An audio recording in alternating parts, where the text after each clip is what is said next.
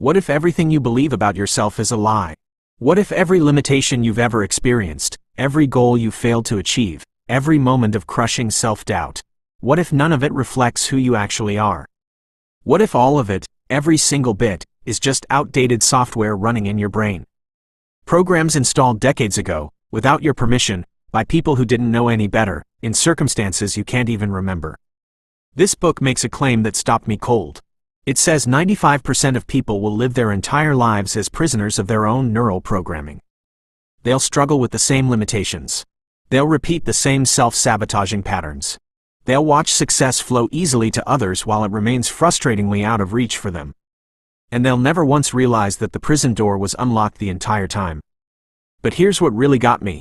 By age 7 years old, neuroscientists estimate that 95% of your core beliefs about yourself and the world were already programmed into your subconscious mind. Let that sink in for a moment. The beliefs that right now, today, are controlling how you respond to challenges.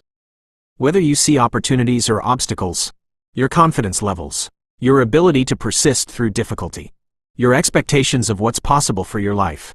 Almost all of them were installed before you learned to read properly. Before you could do basic math. Before you had any ability whatsoever to evaluate whether these beliefs were true or beneficial. If you grew up hearing that money was hard to come by, your brain installed that as fundamental truth. If you were told that only certain types of people become successful, that became part of your operating system. If you experienced failure and heard that you weren't good enough, smart enough, or talented enough, those judgments became embedded in your neural architecture like code written in stone. And here's the most terrifying part.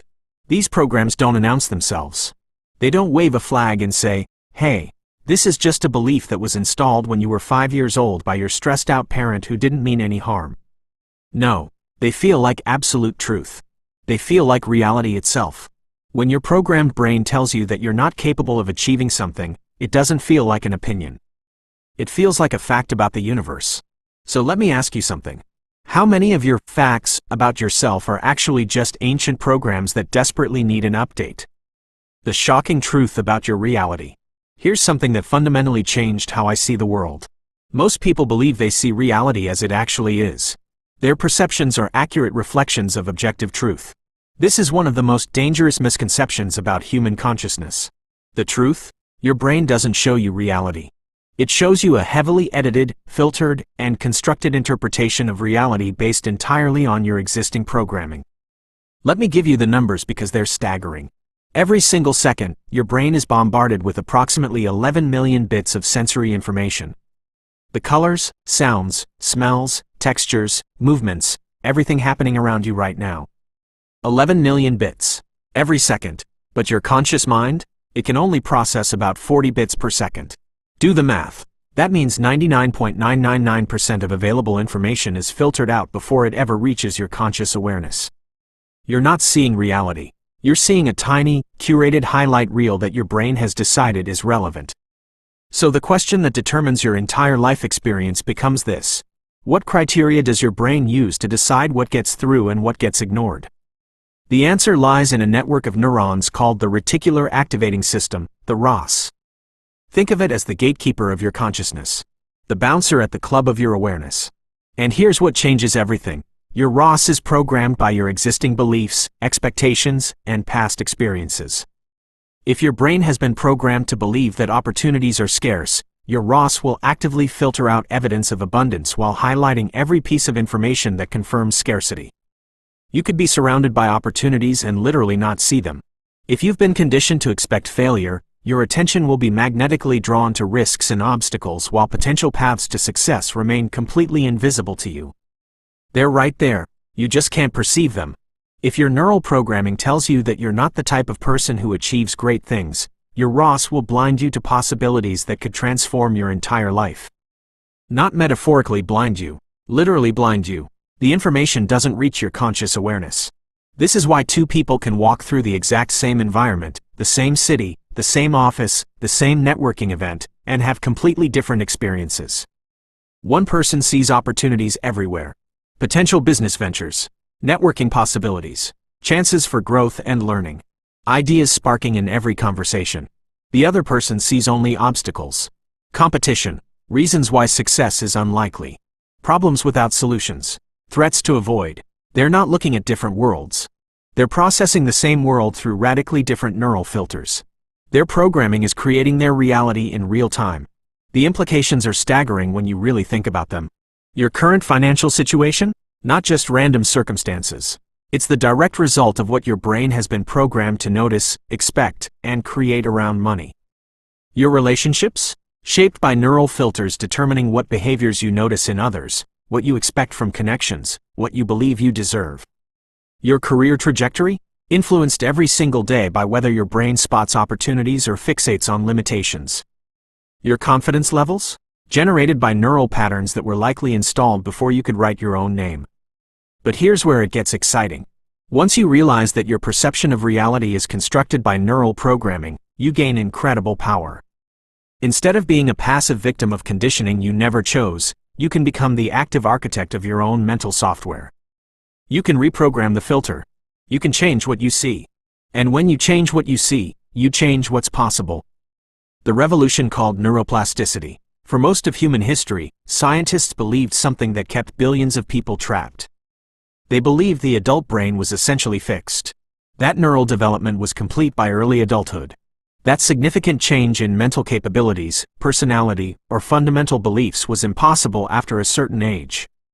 This belief shaped everything: educational approaches, psychological treatments, what doctors told patients, what people told themselves. It condemned millions upon millions of people to accept their limitations as permanent, unchangeable features of who they were. That's just how I am. I've always been this way. You can't teach an old dog new tricks. These weren't just sayings. They were considered scientific fact. Then came the revolution. The discovery of neuroplasticity has completely transformed our understanding of human potential. And I don't use the word revolution lightly. Neuroplasticity is your brain's ability to reorganize itself, physically and functionally, throughout your entire life. Your brain can form new neural connections at any age. It can strengthen existing ones. It can even generate entirely new neurons in certain regions. This isn't wishful thinking. This is observable, measurable, scientific fact. Your brain is not a static computer running fixed software. It's a dynamic, adaptable, living system that continuously rewrites itself based on your experiences, your thoughts, and your behaviors. Every single day, until the day you die. Dr. Norman Doidge, one of the leading researchers in this field, has documented cases that would have been considered impossible just decades ago. Stroke patients who lost the ability to speak have completely rewired their brains to communicate fluently again. People born with severe learning disabilities have developed exceptional abilities in areas where they were once considered hopeless. Adults who struggled with crippling anxiety and self-doubt for decades have transformed into confident high achievers by systematically rewiring their neural patterns. The science has identified specific principles that govern how this rewiring works. Repetition is the fundamental driver. When you repeat a thought, emotion, or behavior, you strengthen the neural pathway associated with it. Neurons that fire together wire together. This is why habits become automatic over time. Why skills that once required intense concentration eventually feel effortless. But here's the double-edged sword. Repeated negative thoughts, chronic worry, consistent self-doubt. These also carve deeper grooves in your brain. Every time you think, "I can't do this," you're literally strengthening the neural pathway for that belief. You're training your brain to believe it more automatically, more deeply, more unquestionably. Attention and focus amplify neuroplastic change. When you pay deliberate, focused attention to something, you dramatically increase the likelihood that your brain will form strong neural connections related to it. This is why mindful practice crushes mindless repetition. When you consciously focus on developing confidence, for example, you accelerate the formation of confidence-related neural pathways far faster than if you're just going through the motions. Your attention is like a spotlight that tells your brain, "This matters." Build connections here. Emotional intensity accelerates everything. Experiences that generate strong emotions create much stronger neural imprints than neutral experiences. This is why traumatic events can shape us so profoundly with just a single occurrence. But here's the opportunity. You can leverage positive emotions to accelerate beneficial changes. When you combine new thoughts or behaviors with genuine feelings of excitement, gratitude, pride, or accomplishment, you strengthen those neural pathways dramatically faster. Emotion is the accelerant. Challenge and novelty stimulate growth. Your brain creates new neural connections most readily when it encounters new challenges or unfamiliar situations. This is why staying in your comfort zone is so dangerous for growth. It's not just psychologically limiting, it's neurologically limiting. Your brain literally stops building new pathways when everything stays familiar. Stepping outside your comfort zone forces your brain to construct new neural architecture to handle the novel circumstances. Rest and consolidation complete the process. While active practice initiates neuroplastic changes, sleep and relaxation periods are when your brain actually consolidates these new patterns and integrates them into your existing neural network. This is why consistent sleep isn't optional for transformation. It's essential. Your brain does its construction work while you rest. Here's what this means for you, right now, today. You can literally sculpt your brain to generate the thoughts, emotions, and behaviors that lead to success. You can systematically weaken neural pathways associated with self-doubt, fear, and limitation. You can strengthen pathways connected to confidence, resilience, and achievement. The same brain that learned to doubt can learn to believe. The same neural networks that currently generate fear can be rewired to generate courage. But neuroplasticity also reveals why change is so difficult and why most people's attempts at transformation fail completely. If you've been thinking, feeling, and behaving in certain ways for years or decades, those neural pathways have become superhighways in your brain. They're the path of least resistance. Your brain defaults to them automatically, effortlessly, unconsciously. Changing them requires consistent effort over time. Not just a burst of motivation after watching an inspiring video. Not sporadic attempts at improvement when you feel like it. Consistent, persistent, patient effort. Your brain won't rewire itself automatically. It won't suddenly decide that it's time to upgrade your mental software. The outdated programming will continue running indefinitely, controlling your life from the background, unless you consciously choose to interrupt it and install something better. Identifying your current programming. Before you can rewire your brain for success, you must first understand exactly what's currently running in your mental operating system. Most people are completely unconscious of their neural patterns. They operate on autopilot according to programs they've never examined, never questioned, never even noticed. This lack of awareness is precisely what keeps them trapped in cycles of limitation and unfulfilled potential. You can't debug code you can't see. Your current programming reveals itself through 4 primary channels. Your automatic thoughts are the first window. These are not the thoughts you deliberately choose to think. These are the spontaneous mental reactions that arise automatically in response to situations, challenges, and opportunities. Pay close attention to what your mind immediately says when you encounter a potential opportunity. Does it start listing reasons why it won't work? Why you're not qualified? Why it's too risky? Why someone else would be better suited? Or does it begin exploring possibilities and developing strategies for success? Notice the language patterns in your automatic thinking. Do you frequently use words like can't, impossible, never, or always when describing your capabilities? Do you catch yourself thinking, I'm not good at this, that's too hard for me, or I don't have what it takes? These linguistic patterns reveal deep neural programming that may be sabotaging your success before you even take action. Your emotional patterns provide the second window. How do you typically feel when faced with challenges, opportunities, or uncertainty? Do you feel excited and energized, or anxious and overwhelmed? Do you approach new situations with confidence and curiosity, or with fear and doubt? Pay particular attention to your emotional responses around success-related situations. How do you feel when you imagine achieving your biggest goals? Do you feel excited and motivated? Or do you notice feelings of unworthiness, skepticism, or even fear creeping in? Many people are shocked to discover that they have unconscious resistance to the very success they consciously desire. Their programming says, I want this, but their neural patterns generate emotions that push them away from it. Your behavioral patterns are the third and perhaps most accurate window. Despite what you might consciously believe about yourself, your habitual behaviors reveal what your brain has actually been programmed to do. Do you consistently take action on opportunities, or do you tend to hesitate, overthink, and procrastinate?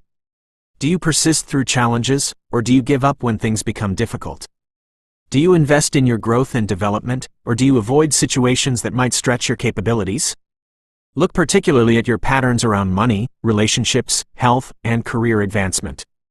These areas often reveal the deepest programming because they involve fundamental beliefs about what you deserve, what's possible for you, and what kind of person you are. Your results are the fourth window. Your current financial situation, the quality of your relationships, your health, your career trajectory. These are the ultimate output of your neural programming. While external circumstances play a role, your consistent results over time reveal the patterns your brain has been programmed to create.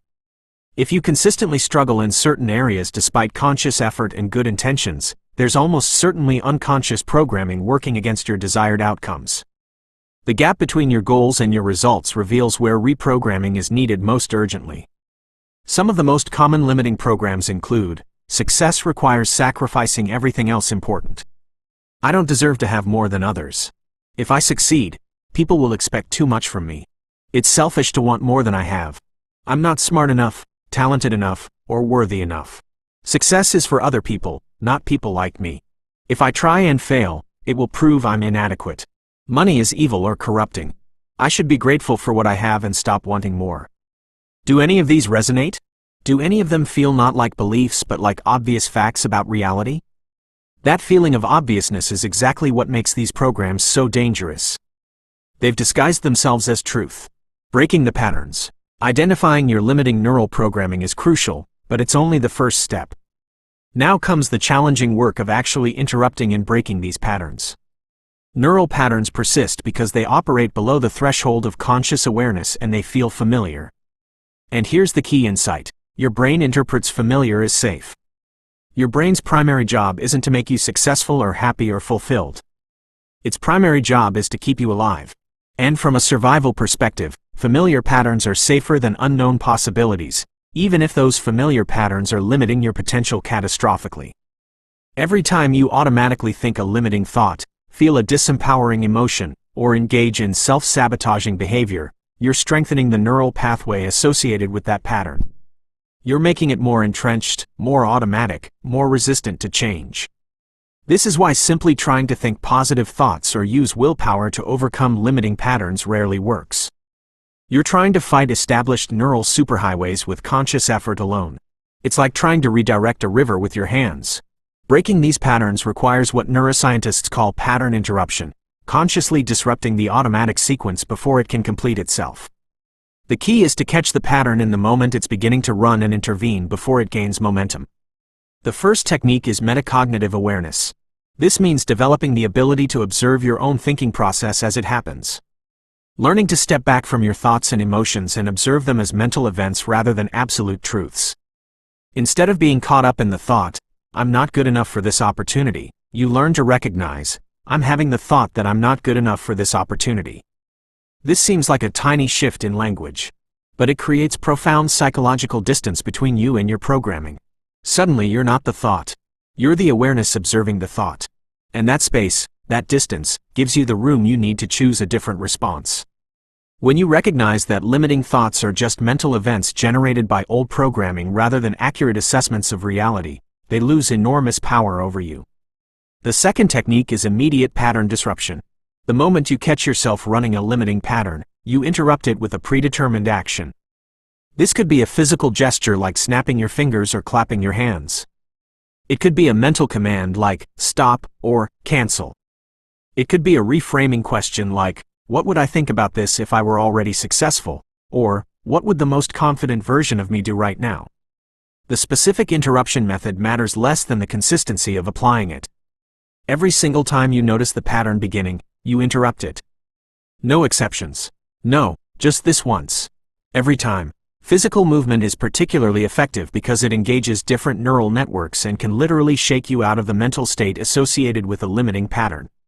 Some people find that standing up abruptly, taking 3 deep breaths, or doing 10 jumping jacks effectively disrupts negative thought spirals in ways that purely mental techniques cannot. The third technique involves questioning the validity of the pattern. When you catch yourself in a limiting thought or emotional pattern, interrogate it like a detective. Is this thought actually true? What evidence do I have for this belief? What evidence do I have against it? How is this pattern serving me? What am I getting out of maintaining this belief? What would I accomplish if I didn't have this limitation? What would someone who's already achieved my goals think about this situation? These questions force your brain to examine the pattern from different angles. Often you'll discover that the limiting belief isn't based on current reality at all.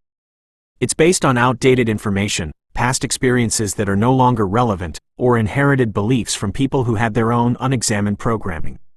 The fourth technique is developing alternative response patterns. You can't just stop limiting patterns. You need empowering alternatives ready to take their place. When you catch yourself thinking, "I can't do this," you immediately shift to, "I'm learning how to do this," or "I can figure this out." When you notice fear about taking action, you redirect to, "This feeling means I'm growing," or "I'm excited about the possibilities." These alternatives need to be practiced in advance. You can't develop new neural pathways in the heat of the moment when stress hormones are flooding your system. You need to train them during calm periods so they're accessible when challenging situations arise. The fifth technique involves changing your physiology. Your thoughts, emotions, and physical state are interconnected through what scientists call embodied cognition. When you change your posture, breathing, or facial expression, you directly influence your mental and emotional state. Research shows that standing in confident, expansive postures for just 2 minutes can increase testosterone levels and decrease cortisol, creating a measurably more confident and assertive mental state. Similarly, controlled breathing techniques can activate the parasympathetic nervous system, reducing anxiety and creating space for more resourceful thinking. Your body is not separate from your mind. It's a control panel for your mental states. Installing new success programming. Once you've begun breaking limiting patterns, you need to actively install new neural programming that supports your success. Your brain abhors a vacuum. If you simply remove old programming without replacing it with something better, your mind will either revert to the familiar patterns or create new problems to fill the space. The first principle is specificity. Vague desires for success or confidence don't give your brain clear instructions for what neural pathways to build. Instead, you need to define exactly what thoughts, emotions, and behaviors you want to become automatic. Instead of wanting to be more confident, you might specify, "When I encounter opportunities, I automatically think about possibilities rather than obstacles. I feel excited and energized rather than anxious. I take action within 24 hours rather than overthinking and procrastinating." This level of detail gives your brain a precise blueprint for construction. The second principle is emotional engagement. Your brain prioritizes information that has emotional significance. New programming connected to strong positive emotions will be learned dramatically faster than purely intellectual concepts. When you practice new thought patterns, you need to generate the emotions that would naturally accompany those thoughts in real-life situations. Don't just think thoughts about abundance. Feel the emotions of gratitude, excitement, and satisfaction that would accompany financial freedom. Don't just visualize confidence.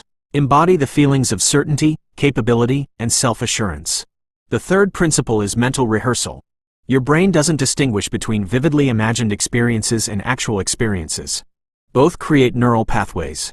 This is why Olympic athletes have used visualization for decades, and brain scans confirm that imagining physical actions activates the same neural networks as actually performing those actions. Create detailed visualizations of yourself thinking, feeling, and behaving according to your new success programming. See yourself encountering challenging situations and responding with confidence and competence. Imagine achieving your goals and experience the emotions of accomplishment. Make these visualizations as vivid and detailed as possible, engaging all your senses. The fourth principle is identity level change. The most powerful reprogramming targets your core sense of self rather than just surface level behaviors. Instead of trying to act confident, you reprogram yourself to be a confident person. Instead of trying to make more money, you become someone who naturally creates wealth. This works because behavior flows from identity. When you truly see yourself as a successful person, you automatically think and act in ways that successful people think and act. The behaviors become natural expressions of who you are rather than forced attempts to be someone you're not. The neuroscience of unshakable confidence. Confidence is not a personality trait you're born with or without. It's a neural state that can be systematically developed. When you observe genuinely confident people, you're seeing the external expression of specific neural patterns that generate certainty, self-trust, and willingness to take action despite uncertainty. Neuroscience research reveals that confidence is associated with specific patterns of brain activity. Confident individuals show increased activity in the prefrontal cortex, the region responsible for executive function and decision-making, while showing decreased activity in the amygdala, the brain's fear center. This creates the mental signature we recognize as confidence, clear thinking combined with emotional calm. Here's what's exciting. You can train your brain to generate these states deliberately. Self-trust builds from evidence. Your brain maintains an internal database of your successes and failures. Most people unknowingly sabotage their confidence by focusing obsessively on failures while dismissing or minimizing successes. They replay every mistake in excruciating detail but barely acknowledge accomplishments. Start systematically rebuilding this database. Document every success, no matter how small. Had a good conversation? Evidence of social competence. Completed a challenging task? Proof of capability. Overcame a fear to take action? Demonstration of courage. Then emotionally experience these successes. Feel the satisfaction, pride, and accomplishment. These positive emotions strengthen the neural pathways for confidence. Outcome independence creates freedom. True confidence comes not from guaranteeing success, but from knowing you can handle whatever outcomes arise. When your sense of worth depends on achieving particular results, you become hesitant to take risks because failure would threaten your self-concept. Train yourself to separate your identity from your outcomes. You can be a valuable, capable person regardless of whether any particular venture succeeds or fails. This doesn't mean you don't care about results. It means your worth isn't contingent on them. Competence provides foundation. While confidence shouldn't depend entirely on competence, having actual skills and abilities provides a solid base for self-assurance. Your brain recognizes genuine capability and generates confidence accordingly. Systematically develop skills in areas that matter to your goals. As competence grows, your brain has real evidence to support confidence. This creates an upward spiral. Increased skill leads to greater confidence, which leads to more ambitious actions, which leads to further skill development. Rewiring your relationship with failure. Perhaps no aspect of neural programming impacts your success potential more than your relationship with failure. Most people have been conditioned to view failure as something to avoid at all costs. As evidence of inadequacy. As confirmation they're not meant for success. This programming creates a brain that's risk-averse, opportunity-blind, and growth-resistant. But neuroscience reveals something crucial. High achievers have fundamentally different neural responses to failure. When successful people encounter setbacks, their brains show increased activity in areas associated with learning, problem-solving, and motivation. When people with failure phobia encounter setbacks, their brains activate regions associated with threat detection, self-protection, and withdrawal. The difference isn't innate neurology. It's learned programming, and it can be changed. Here's the reframe that changes everything. From a neuroscience perspective, your brain learns through prediction, error detection, and pattern adjustment. When your predictions are accurate, your brain maintains existing patterns. When your predictions are wrong, when you experience failure, your brain gets the opportunity to update its models and improve future performance. Failure is not the opposite of learning. Failure is learning. Every failure provides your brain with information it needs to refine strategies and increase probability of future success. Start keeping a failure resume. Document your setbacks and what you learned from each one. Include specific lessons, skills developed, and opportunities that arose. Over time, this becomes powerful evidence that failures have been stepping stones, not roadblocks. Develop speed of recovery, how quickly you can process failure, extract lessons, and return to productive action. High achievers don't experience fewer failures. They recover faster and more completely. Engineering peak performance. Peak performance is not random luck or a gift for the talented. It's a specific neurological state you can systematically access. During optimal performance, the brain shows increased activity in task-relevant networks while suppressing areas associated with self-doubt, distraction, and overthinking. This creates a state of effortless concentration where actions flow naturally and performance exceeds normal capabilities. Flow states, those periods where you become completely absorbed in challenging activities, have specific triggers. Challenge skill balance is fundamental. Tasks must be difficult enough to demand full attention but not so difficult they create anxiety. Boredom kills flow as effectively as overwhelm. Clear goals and immediate feedback give your brain targets to focus on and continuous performance information. Vague objectives and delayed feedback prevent flow. Complete present moment concentration is essential. When attention scatters across multiple concerns, flow becomes impossible. You can optimize your neurochemical environment for peak performance. Dopamine affects motivation and focus. Norepinephrine enhances alertness. GABA provides calm. Exercise, sleep, nutrition, and specific practices can optimize these naturally. My honest take. Here's where I need to be real with you. This book makes massive promises about unlimited potential and unstoppable success. The neuroscience is solid, but I think this framing can actually backfire. When you tell someone they can achieve anything if they just rewire their thinking, you're setting them up for a specific kind of failure. The kind where they blame themselves for not trying hard enough when external circumstances were the actual barrier. Not every limitation is neural programming. Some limitations are real. Some circumstances genuinely constrain what's possible in the short term. Pretending otherwise doesn't help. What's more accurate, rewiring your brain can dramatically expand what's possible. It can remove self-imposed barriers. It can help you see opportunities you were blind to. But it's not magic, and it's not instant. The book also underestimates how long real change takes. Rewiring neural pathways built over decades requires months or years of sustained effort. Not weeks. And here's the hidden danger nobody talks about. The pursuit of constant self-optimization can become its own prison. If you're always trying to upgrade yourself, you never accept yourself. And paradoxically, self-acceptance might be the most powerful rewiring technique of all. Your action plan starting now. 1. For the next 7 days, become a detective of your own mind. Document your automatic thoughts when you encounter opportunities or challenges. Don't judge them, just observe. Awareness must come first. 2. Create 3 pattern interrupts. A physical gesture, a mental phrase, a reframing question. Practice them daily in low-stakes situations until they become automatic. 3. Start a success journal tonight. Every day, write 3 accomplishments no matter how small. Then actually feel good about them for 30 seconds. You're rebuilding your evidence database. 4. Identify your most limiting belief. Then actively hunt for evidence against it. Your brain filters for confirmation. Override that filter manually. 5. Audit your environment ruthlessly. The 5 people you spend most time with. The content you consume daily. The physical spaces you inhabit. Does your environment support who you're becoming or who you're leaving behind? 6. Practice visualization for 5 minutes daily. See yourself handling challenges with confidence. Feel the emotions. Engage all senses. Your brain can't tell the difference between vivid imagination and reality. 7. Embrace one small failure this week. Deliberately try something where you might not succeed. Then practice your new failure response. Extract the lesson, adjust strategy, move forward immediately. Here's my question for you. What's one belief you've been carrying your entire life that you now realize might just be outdated programming?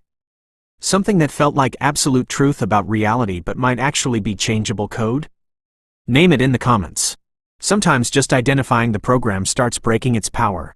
If understanding how your mind actually works matters to you, subscribe. I break down ideas that help you see yourself more clearly and actually apply what you learn. Your brain is changing every single day whether you direct that change or not. The neural pathways you strengthen today become the automatic thoughts of tomorrow. The patterns you interrupt today become weaker. The programs you install today become your new default. The question isn't whether your brain will change. It will. The question is, will you keep running software installed by a 5-year-old who was just trying to survive? Or will you finally start writing your own code? The future version of you is being built right now. Thought by thought, pattern by pattern, choice by choice. What are you going to build?